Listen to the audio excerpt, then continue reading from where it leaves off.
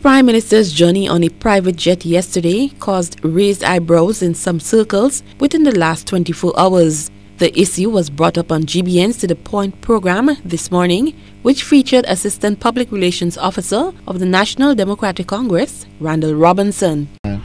Here it is, we are in the throes of a structural adjustment program where everybody is belt-tightening.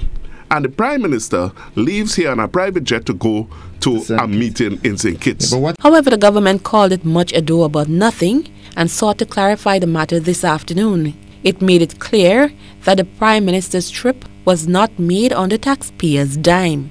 Press Secretary Keisha Alexander-Grant explained in a telephone interview that the flight was organized and paid for by the Eastern Caribbean Central Bank. Prime Minister left Grenada yesterday with a chartered jet chartered by the Eastern Caribbean Central Bank.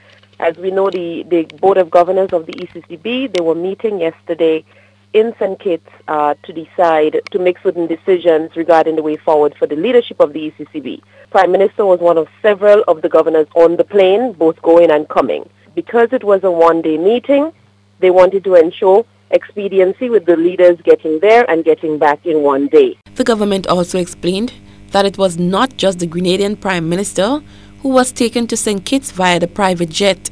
Other Eastern Caribbean leaders and ECCB officials were also on board the flight. Grenada's Permanent Secretary in the Ministry of Finance, Timothy Antwine, is one of two persons who have been shortlisted for the position of Governor of the Eastern Caribbean Central Bank, and the interview of candidates were among matters being dealt with at the meeting in St. Kitts. Officials explained that it was critical to have a special flight arranged for all the participants to ensure that the ECCB meetings were executed efficiently.